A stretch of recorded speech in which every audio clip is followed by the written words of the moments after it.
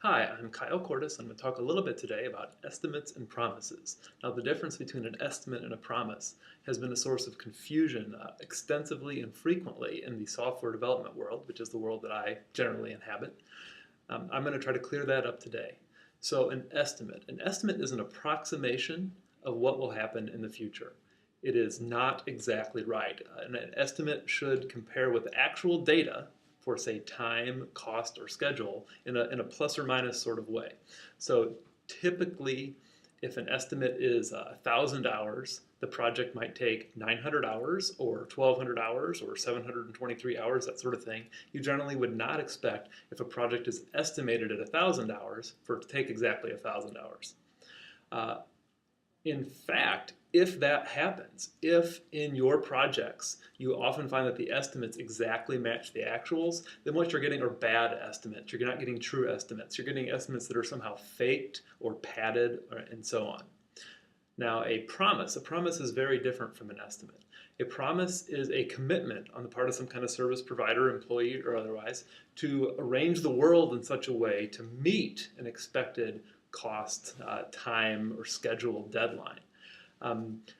This is very different from an estimate in that you should expect that the actual results will either hit or be better than the promise. So as a customer, you have a very different expectation when you're given a promise, a price quote, a commitment. Very different expectation. Now, to make that happen, to meet those promises, those commitments, service providers, they incur cost. It's not free to make a commitment or promise. In fact, it can be very expensive. You might have to assign more or different staff. You might have to push some other priorities, other projects aside. You typically will have to have extra slack in your promises. In fact, a key point there is that as people and as companies, we can deliver on average more than we can promise to deliver, because we have to promise in such a way that even if things don't go quite right, we still meet our promises.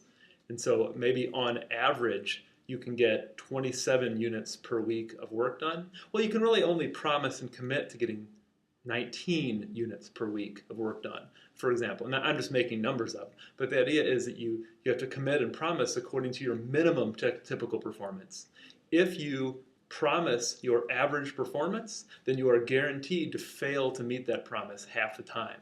And promises that are failed half the time, that is awful results. Customers will be very unhappy if you're failing to meet your promises half the time. And that's exactly what's going to happen if you take estimates and you present them as promises. Okay, so at Oasis Digital, we have found that our customers generally prefer estimates because they're cheaper for the reasons I just discussed, and because they get a more accurate feel for what's really going to happen, even though it's plus or minus. Now, the flip side of that is that every once in a while, a customer or when we're the customer, need a promise, a commitment for something to happen at a certain date. There are good ways to do that, but those are beyond the scope of what I'm going to talk about today.